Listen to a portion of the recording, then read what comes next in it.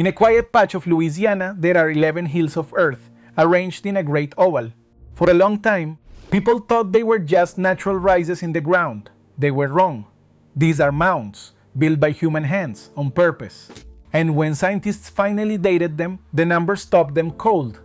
Around 5,500 years old. The oldest earthworks in all of North America. They were built by people who, by every rule we knew, should never have managed it. And to this day, no one can fully explain how or why.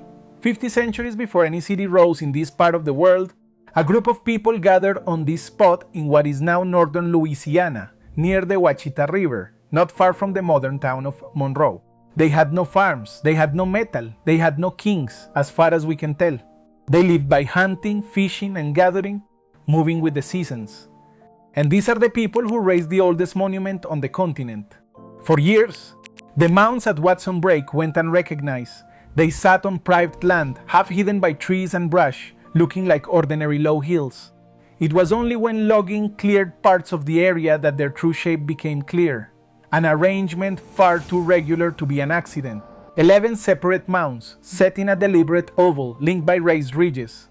Someone had designed this, then came the dating and the shock.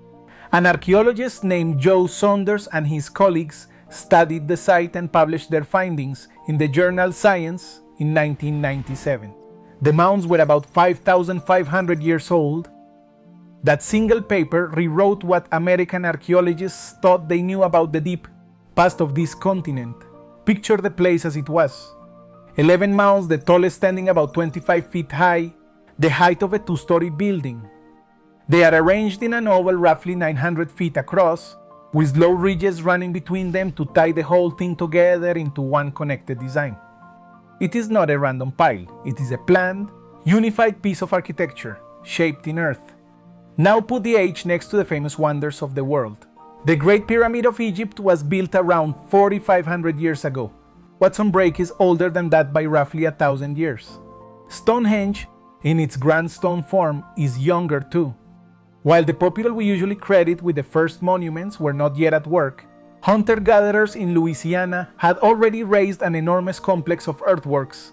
The oldest monument in North America is older than almost every monument people think of first. But the age is not even the most surprising part. The most surprising part is who built it. For a long time, archaeologists believed there was a rule. To build something monumental, a society first needed farming. Farming gave you stored food, a surplus, which let some people stop hunting and start organizing. That surplus supported leaders, and leaders could command the labor of many. Agriculture first, then settled towns, then bosses, then monuments. That was the order, that was the rule. Watson Break breaks the rule completely. The people who built it were not farmers. They did not grow crops to feed a labor force. They were mobile foragers who came to this rich spot for the fish in the streams, the nuts in the forests, and the game on the land. They followed the seasons. And yet, somehow, these people built a monument that took roughly 500 years to complete. If a story that rewrites the textbooks is what you came here for, take a moment now and subscribe to Bedrock. The continent is full of achievements that were ignored or explained away, and we are here to put them back on the map. And stay close, because the real puzzle of Watson Break is not its age. It is the question of how. Think about what building this actually required. The mounds were not thrown up in a single season. The work went on, a little at a time, for around 500 years. That is about 20 generations. 20 generations of people returning to the same place, adding to the same structure, following the same plan that their great-great-grandparents had begun. How do you keep a single building project alive for 5 centuries among people with no writing, no permanent town, and no central government to enforce it? That is the mystery scientists cannot fully explain. With farming societies, the answer is easy. A chief commands, the surplus pays, the workers obey. But here there seems to have been no chief, no surplus, no obvious boss. So how did mobile hunter-gatherers coordinate the labor of generations, organize the design, and keep faith with a plan across 500 years? The simple story of why humans build monuments does not fit. Watson Break says the impulse to build something great runs deeper and older than power and farming. And there is a second mystery layered on the first. Why did they build it at all? It does not seem to have been a fortress. It was not mainly a graveyard, since few burials have been found in it. It was not a set of houses. So what was it for? The leading ideas point to ceremony, to gathering, to belief. Perhaps it was a place where scattered bands came together at certain times of year, to trade, to marry, to mark the seasons, to honor something larger than themselves. A meeting ground built of earth. But we cannot be sure. The people left no words to tell us. What we can say is that they were organized, capable, and patient far beyond what anyone gave them credit for. To plan an oval of 11 mounds, to hold the soil, to maintain the design across centuries, took knowledge and cooperation and a shared sense of purpose. These were not simple wanderers scratching out survival. They were people with vision who decided to reshape their world and leave a mark that would outlast them by thousands of years. Watson Break was also not a one-time fluke. It opened the door to understanding a whole tradition of early mound building along these southern rivers. Centuries later, not far away, people built an even larger and more famous complex called Poverty Point, with its own great mounds and ridges. For a long time, Poverty Point was thought to be among the earliest. Watson Break turned out to be roughly 1900 years older still, the deep root of a building tradition that ran for thousands of years across the American South.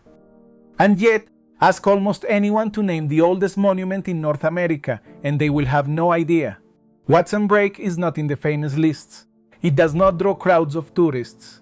It sits quietly on its patch of Louisiana ground, one of the most important ancient sites on the continent, and almost unknown.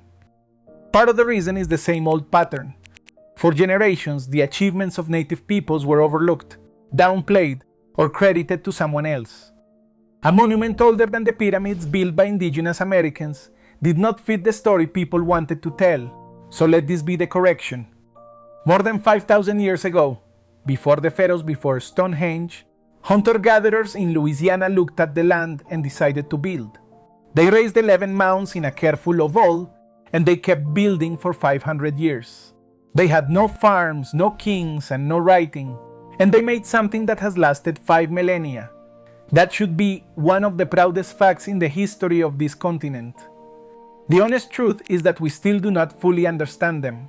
We do not know exactly why they built it, or precisely how they held the project together across so many lifetimes. The simple rules of who builds monuments and why do not apply here. Watson Break stands as proof that the human drive to create something lasting does not wait for kings or farms or empires. Sometimes it just needs people, a place, and a plan worth keeping alive. It is worth explaining how scientists proved the mounds were old and built rather than natural. They dug into them and studied the layers. They found that the mounds were made of soil carried in and piled up, not laid down by any river or wind. Buried within those layers were bits of charcoal from ancient fires, and using radiocarbon dating, scientists could measure how long ago those fires burned. Layer after layer pointed to the same deep age, around 5,500 years. The earth itself kept the record. Picture the rhythm of the people who built it. They did not live here all year round. They followed the seasons, arriving when the fish were running and the nuts were ripe, gathering at this place along the bayou. While they were here, they feasted, they worked, and they added a little more to the mounds. Then they moved on, and the next season or the next year, they came back and built a little more. The monument grew in pulses, tied to the turning of the year, over 20 generations, and Watson Break was not entirely alone. In the same region of Louisiana, archaeologists have found a few other mound sites of similar great age, hints that this was not a single freak event but part of a wider early tradition. Something was stirring among the hunter-gatherers of this rich river country, an impulse to gather and to build, thousands of years before farming ever arrived. When the dates were first announced, many archaeologists simply did not believe them. It went against everything they had been taught. Mounds meant farmers, farmers meant a later age.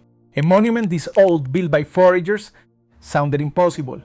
It took careful, repeated dating and the sheer weight of the evidence to win them over. The site forced an entire field to admit that its neat rules were wrong. Why does that matter so much? Because it changes our picture of human beings. We tend to assume that grand building requires kings, surplus, and cities. Watson Break says otherwise. It says that the urge to come together and make something monumental, something larger than any one person or lifetime, is one of the oldest things about us. Does not wait for civilization. Sometimes it helps create it. It also forces a kind of humility. We like to think we understand the broad shape of the past, that we know roughly who did what and when. Then a quiet set of hills in Louisiana turns out to be older than the pyramids, built by people we underestimated, and the neat story falls apart. Watson Break is a reminder that the deep past still holds surprises big enough to rewrite the books. The site is protected today, on land managed with care, studied gently so that it is not destroyed. It is not a tourist attraction with crowds and gift shops. It sits much as it has for thousands of years, 11 mounds in an oval, holding their secret. In a way, that quiet suits it. This is a place that asks to be thought about, not gawked at. Stand back and consider the achievement one more time. With no metal, no writing, no farms, and no permanent town, a free and mobile people designed a unified monument and built it across 5 centuries. They had to pass the plan from parents to children, again and again, and keep faith with it long after the first builders were gone. That is not the work of simple people. That is the work of people with deep memory, strong community, and a shared idea worth keeping alive for 20 generations. There is one more thing the mounds quietly prove. The people who built them belong to this land in the deepest possible way. They knew its rivers and seasons well enough to thrive without farming, and they cared about this one spot enough to return to it for centuries and shape it by hand. This was home, in a sense few of us can imagine, a place worked and honored across 2 dozen generations of the same human community. It helps to compare it to what came later. Many centuries after Watson Break, the same southern river country produced Poverty Point, a spectacular site with massive ridges and mounds, long celebrated as one of the great early achievements of North America. Watson Break is older than Poverty Point by roughly 1900 years. The famous site had a deep ancestor that almost no one knew about. The tradition of building in earth in this land is far older than even the experts once believed. So the next time you hear that monuments began with the great farming empires of the Old World, remember the hunter-gatherers of Louisiana. Before the pharaohs lifted a single stone, they were already raising hills of earth in a careful oval, and they kept at it for 500 years. The oldest monument in North America is also one of the most humbling, because it was built by the very people history was quickest to dismiss. What endures is the earth itself, shaped by hands 55 centuries gone. The streams still run past the mounds. The oval still holds its shape, and the questions it raises about how a free, mobile people built the oldest monument in North America are still waiting for an answer. The continent had a story long before it had a name, and this is one of its oldest and most overlooked chapters. If you want to keep uncovering it with me, Bedrock is just getting started. I will see you in the next one.